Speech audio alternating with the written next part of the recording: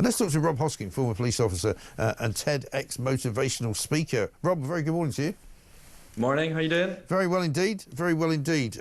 We seem to be seeing coming up this weekend a sort of a spreading of the discomfort, shall we say, in all sorts of different communities about migrant hotels. We've just heard about a demo that's going to happen in Altrincham in Manchester. There's going to be another one probably in Epping. There's certainly going to be one outside of the Britannia in Canary Wharf. There's likely to be another one, I'm told, down in Aldershot. So, you know, the people are getting pretty worked up about this, aren't they? Yeah, at the end of the day, it goes back to, I think the fact of the matter is that people do not feel safe. Yeah. They haven't felt safe for a long time. Policing standards have decreased year upon year. There's not enough numbers on the street. You don't see your local bobby on the street actually protecting the streets, walking the beat. That doesn't happen anymore. So as the years go on, people feel less safe. So of course this is going to happen. People don't feel safe in their communities, which is an absolute disgrace. Yeah, it really is. And the government doesn't seem to know what to do about it, because last night, for example, in Epping, there was a vote taken in the local council chamber to basically shut down the Bell Hotel and to move all the migrants out. But of course, they don't have the power to do that. So the Home Office has to step in, but the Home Office really doesn't know what to do either, because if they take them out of Epping, they have to put them somewhere else. Mike, I think that sums up the situation that our country probably finds itself in, that nobody seems to know what to do with anything at the minute. So it's a difficult situation, but it's a difficult situation caused by the government themselves. Yes. So they have to sort it out. Policing have to step up, and unfortunately this is the case too, where these kind of things happen. Policing struggles, they have to put their resources in, all because probably the government have let people down, they've let policing down, they've let their communities down. They need to do better, never mind what the police should be doing. Right, and we were talking earlier to Jack Elsom, the police editor of The Sun, because he's got a piece in the paper today saying the first sort of boat that came across was in 2018. Sajid Javid was then the Home Secretary, and he sort of came back off his holiday to try and sort it all out. Little did they know, I suppose, that it would become such a massive problem, you know, because I think for a long time, a lot of people would say things like, well, you know, it's only a really small number of people coming, it's not really something to worry about.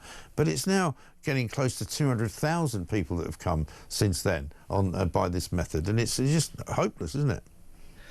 Yeah, it's a difficult situation because, you know, there's people out there who genuinely need asylum, and they are people that, of course, we should be helping whatever way we can, but we need to help our own communities first. And some of the people who are coming over, unfortunately, they've probably got a list of convictions, probably the height of me. So we're bringing over potential criminals who, guess what?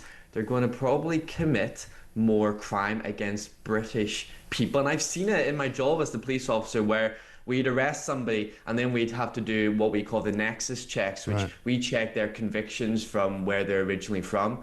And you see the convictions, and they're serious convictions. And it then begs the question, why have they been allowed in this country with these convictions in the first place? Well, that's the other thing that I was going to ask you about, knowing your knowledge of being a police officer. You know, the story on the front page of The Sun today, this gang of shoplifters, effectively, who are living in a hotel in North London, somewhere near Wembley, I believe, and they're just waking up in the morning, you know, they've got no worries at all, they don't have to pay the bill, you know, they're getting the hotel for free, and they're just going down into the West End and literally nicking whatever they can get their hands on. You know, whether it's a Gucci bag or a pair of Prada sunglasses, you know, going into John Lewis, into Selfridges, into Liberties.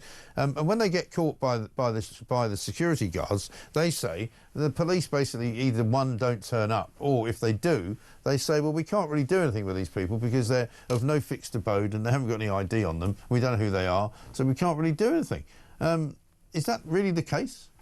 Yeah, that's the problem that you find, and I found it working up in Scotland when I worked in Scotland, where the Irish traveller community would maybe come into our community and they'd commit crime, but they wouldn't give you any details, they wouldn't have any ID on them or anything like that. So you're really in a sticky situation where when you don't know these people's information, then there's not actually much you can do. So the police do have handcuffs on themselves in that situation, but you know, we've just said it there with the security guards saying that sometimes the police don't even turn up. And that's the problem. You know, forget about, we can't do anything whenever we don't know the people's information, but, you know, people aren't even getting a service anymore with the police. So I heard somebody say that with these potential riots and these protests, that some of the police services are going to have to lend resources all around the country, and they just can't cope.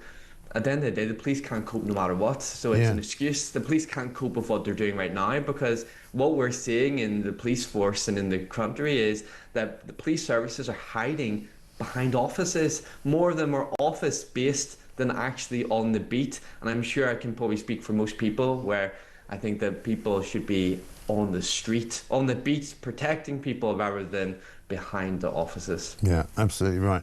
Good to talk to you. Rob Hosking, thank you very much indeed, former police officer and TEDx and motivational speaker.